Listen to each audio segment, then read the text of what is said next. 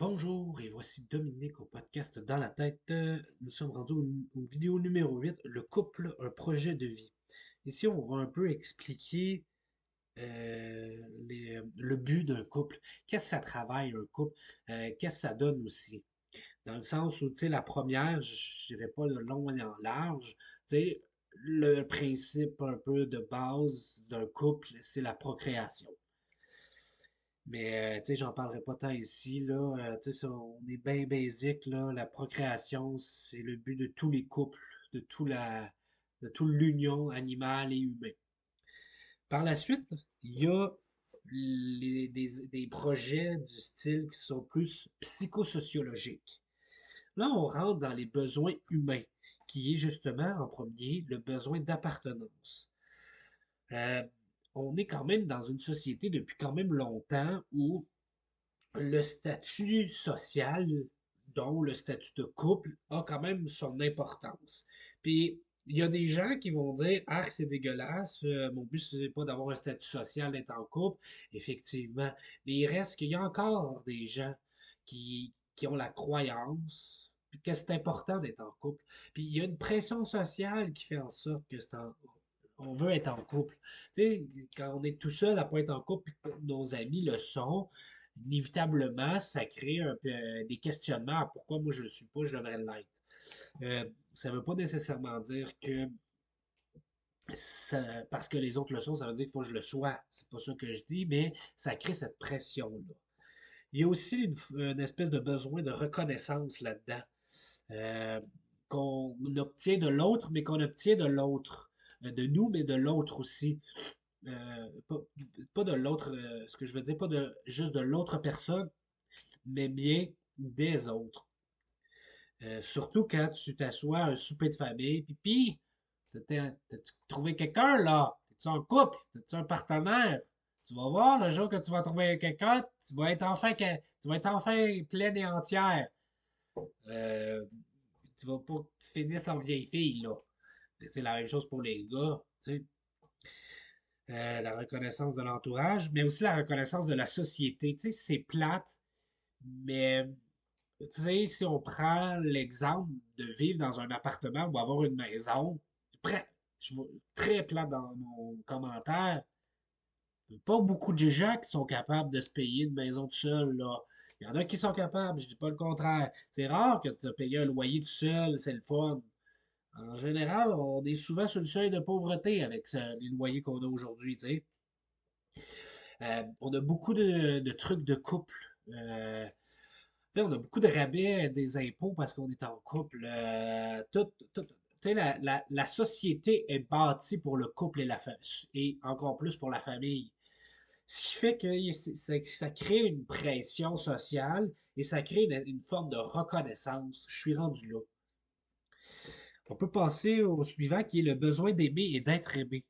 Euh, tu sais, le but d'être en couple, le projet d'être en couple, c'est de se sentir apprécié de l'autre, c'est apprécier l'autre, se sentir valorisé, être aimé, nous rassure dans notre estime de soi, notre estime personnelle.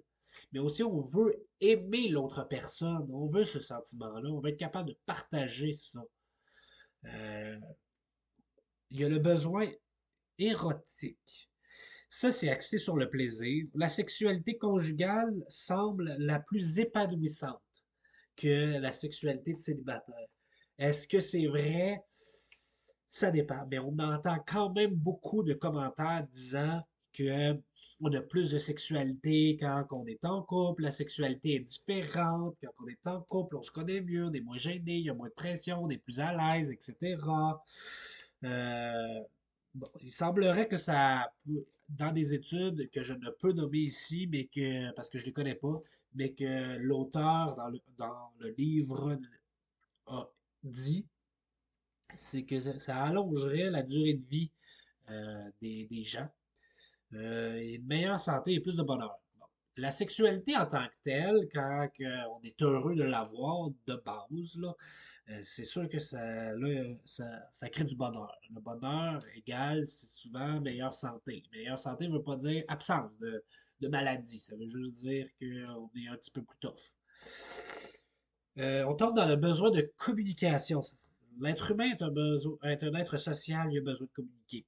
Puis quand on a un partenaire proche, de vivre avec, puis qu'on s'entend bien en général, ben ça égale le fait d'avoir plus d'échanges. Donc, puis les gens que ça fait une couple d'années qui sont ensemble, ben, ils trouvent le moyen de communiquer différemment. Tu sais, des fois, juste le regard veut tout dire. Des fois, ils se font des signes pour qu'ils se comprennent. Ça crée une complicité. Ça crée quelque chose. Euh, Puis de se comprendre, des fois, sans se parler, une facilité, ben ça crée beaucoup moins de pression, on se sent moins seul. Puis ça a été prouvé plein de fois que même pour les aînés, la vieillesse, l'âge, ça allonge la vie de pouvoir avoir un réseau social, donc avoir un partenaire. En général, ça fait partie du réseau social. Ça crée moins de stress, de plus de soutien. Après ça, il y a le besoin d'entraide. Qui, tu sais, comme je disais, ça devient une complicité, on est des associés, on vise un même but. Euh, Excusez-moi, j'ai le nez un peu bouché aujourd'hui, là. Ça vise un certain épanouissement personnel et l'épanouissement de l'autre. Cette entraide peut prendre la forme d'un soutien économique pour plein de monde. Ils disent que leur couple, c'est comme c'est géré comme une entreprise. Donc, tu sais, on sait qu'il est moins onéreux de vivre à deux que de vivre seul. L'un peut financièrement soutenir l'autre à l'occasion d'une perte d'emploi ou d'une réorientation de carrière. Cette entraide peut se manifester par des encouragements à réaliser des projets personnels ou consister à valider les décisions de l'autre, à aider l'autre à s'affirmer ou à lui offrir une épaule ou une oreille pour s'épancher. Chaque partenaire met au service du couple ses habiletés manuelles ou intellectuelles, ses connaissances et ses contacts. Cette entraide n'est jamais autant appréciée et nécessaire que lorsque les membres du couple ont un accident ou devient temporairement malade. Cette entraide se manifeste évidemment dans l'éducation des enfants et le partage des tâches ménagères. Par-dessus tout, cette entraide permet à chacun d'acquérir la maturité consécutive à la résolution des crises et conflits du couple. S'entraider au-delà des différences stimule l'intelligence émotionnelle. Donc, ça apporte beaucoup de choses. Puis c'est un projet quand même, tout ça, d'en arriver là. Il y a aussi le besoin de sécurité et d'évolution. Bon, quand on est en couple, on acquiert une certaine stabilité, facilitant le sentiment de sécurité. Hein? Puis cela, ça augmente l'ouverture, ça diminue l'anxiété, on peut compter sur l'autre. Euh, je me sens entendu, je me sens compris, ça me réconforte, ça calme mon discours interne, ça peut dédramatiser, confiance en l'avenir, ça apporte tout ça. Ici, il faut prendre en considération souvent que l'homme a tendance à prendre pour acquis sa femme quand il se sent dans un moment sécuritaire. Puis c'est là que c'est important de s'en rendre compte. Tu sais, je me sens bien, puis là, ça fait une couple de fois que je me suis pas occupé. Il faut pas oublier, les gens en général aiment les petites attentions. Il y en a qui sont pas habitués d'en recevoir, puis c'est correct. Faut pas juste attendre à faire des choses grandioses. C'est pas tout le monde qui aime ça. Les petits gestes de la vie font la différence, puis les hommes vont être portés à en faire, euh, mais pas tout le temps. Ils vont se sentir un peu dans un confort et prendre ça pour acquis. C'est pas toujours comme ça. Tu sais, il faut dans un couple de la nouveauté et de la stabilité. Il faut les deux. Trop de nouveauté, ça crée de l'anxiété, mais trop de stabilité, euh, ça tue l'amour, ça finit par créer de l'ennui. Après ça, on tombe dans les projets d'épanouissement personnel. L'humain doit savoir qui il est afin d'établir une relation d'intimité avec un autre être humain. C'est ici que le couple vient confronter l'individu et lui permet de s'identifier. Ben, c'est ça, de s'identifier. L'objectif du couple est de faciliter l'acquisition d'un meilleur sens de l'identité et de développer des capacités d'échange et de dévotion dans un rapport d'intimité. Sortir du me, myself and I et lui permettre de tenir compte de la volonté de l'autre. Fait que, tu sais, à l'adolescence, on est beaucoup dans l'image de soi, c'est quoi le regard des autres sur moi, qu'est-ce que je pense de moi, mais on est beaucoup centré sur soi. Et c'est plate à dire, mais plus les gens souffrent, plus ils ont de problèmes de vie, moins ils vont s'ouvrir, plus ils vont continuer d'être centrés sur eux. Le but de ce podcast-ci n'est pas de parler de ça nécessairement. On pourra en reparler au travers des différents podcasts qu'on va faire, mais c'est quand même moins on va bien, plus on est centré sur soi, moins les autres existent. Puis c'est pour ça que le couple un peu est là, c'est pour confronter la personne qu'on est, mais en même temps s'aider à évoluer, s'aider à prendre en considération que l'autre existe aussi. C'est prendre l'autre que c'est ça que l'autre existe pas nécessairement juste en tant que couple, mais en tant que qu'humain. Parce que ici, c'est l'identité qui rend possible l'intimité et la générativité, et c'est par le couple et ses crises que l'être humain détermine et affirme ce qu'il est et consacre son identité. D'où la nécessité de sortir de la confusion créée par la passion fusionnelle, comme on parlait dans les premiers podcasts, dans laquelle deux identités en formation risquent de se perdre.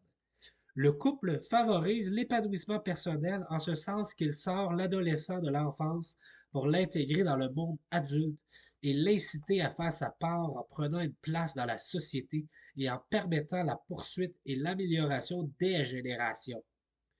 Le nourrisson n'est que ce qu'il reçoit de ses parents et du reste du monde après. C'est dans ce sens que l'amour parental, contrairement à l'amour entre deux personnes, est un amour à sens unique. Un amour qui va du plus vieux vers le plus jeune et qui permet à l'enfant d'être ce qu'il veut devenir tout en lui apprenant à vivre selon les règles. Chacun d'entre nous a reçu un bagage héréditaire et éducationnel que nous devons d'améliorer et de transmettre à la génération suivante, celle qui est montante. Tant mieux si nos enfants nous en sont reconnaissants. Mais là, ici, je suis vraiment plate, mais on n'a pas à recevoir tant que ça de la reconnaissance. Car en tant que générateur, c'est notre devoir et notre responsabilité en tant qu'adulte d'en prendre soin et de les aider à devenir eux-mêmes et non ce que l'on voudrait qu'ils deviennent. C'est ainsi que l'on se réalise et que l'on peut espérer vivre heureux en couple, en famille et en société. Et là, ici, je mets un très grand accent sur le fait de dire aider à devenir eux-mêmes et non ce que l'on voudrait qu'ils soient. Parce que quand ils sont enfants, on va leur appliquer des règles, on va leur mettre des cadres. Quand ils sont adolescents, on va leur créer un cadre et leur laisser une certaine liberté pour leur laisser devenir ce qu'ils veulent devenir, tout en ayant un cadre, quand même. Quand tu es adulte, tu as un cadre qui est sociétal. Parce que le cadre que tu as, tu te l'imposes maintenant par toi-même, mais tu as celui de la société. Tu n'as plus nécessairement toujours des gens en arrière de toi pour le faire. C'est pour ça qu'aujourd'hui il existe beaucoup de domaines de travail en relation d'aide pour continuer d'aider les autres dans ce sens. Parce que le but de l'être humain est de devenir une personne à part entière. Quand tu es un enfant, tu as besoin de l'adulte, mais quand tu es adulte, tu n'es plus censé d'avoir un papa et un maman qui vient te dicter tout le temps quoi faire, comment le faire, puis pourquoi le faire.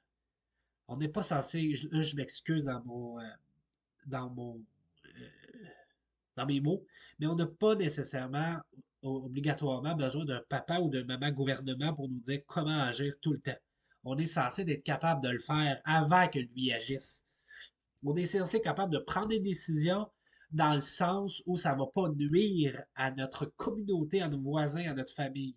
On est censé pouvoir prendre des décisions qui ne vont pas à l'encontre du bien commun qu'on appelle du contrat social.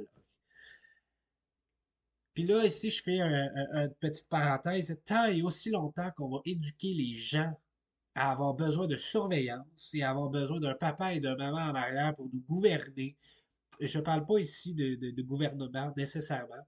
Je parle plutôt du fait que tant et aussi longtemps que tout le long de l'enfance, de l'adolescence et de l'âge adulte, on est dit tu ne dois pas penser comme ça, tu dois penser de telle façon, tu dois agir de telle façon, tu dois être comme ça, tu dois avoir ces valeurs-là, c'est comme ça que tu dois être.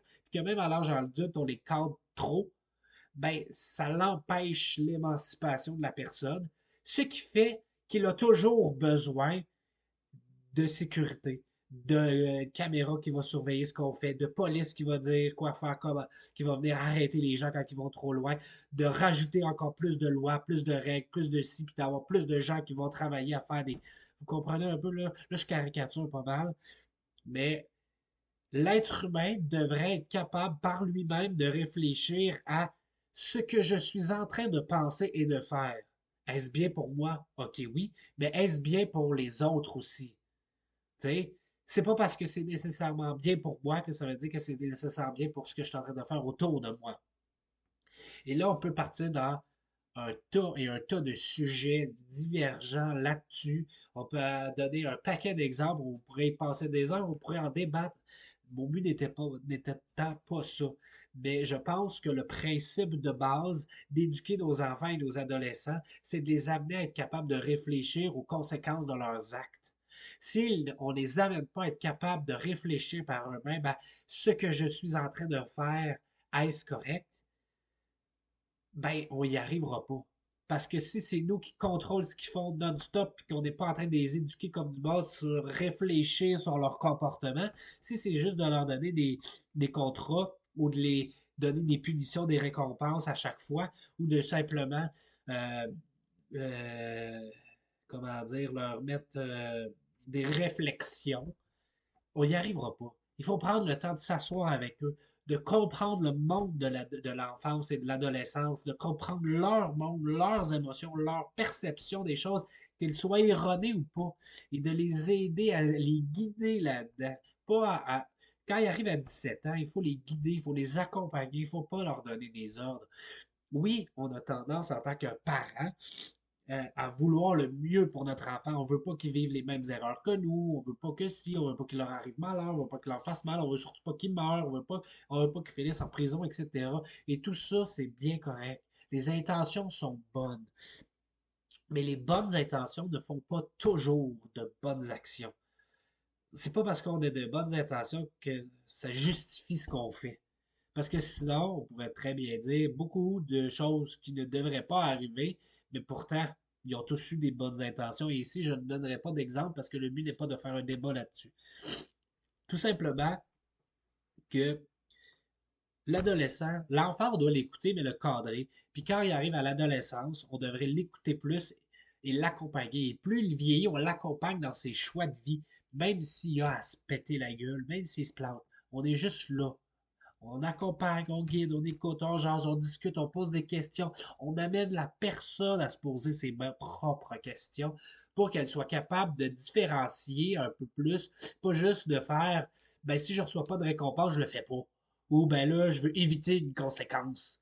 Non, il faut qu'il passe à l'étape de euh, qu'est-ce qui est bien, qu'est-ce qui est mal. Oui, ça c'est correct aussi. Mais il faut qu'il passe aussi à l'étape de si on veut qu'il arrive à l'étape où les règlements ont un sens pour moi, voici pourquoi les lois sont là, sans qu'ils viennent argumenter juste parce qu'ils n'aiment pas ça. Il faut qu'on en arrive à dépasser le punition-récompense et le ça c'est bien, ça c'est mal. Il faut aller au-delà de ça, dépasser ces. Mais pour ça, ils ont besoin de développer leur identité. Puis en tant que jeune adulte ou adulte, déjà, c'est très souffrant de ne pas savoir qui on est parce que ça crée beaucoup de conflits, beaucoup de mésententes, puis beaucoup d'autres problèmes extérieurs à nous. Et ça fait qu'on a besoin d'aide.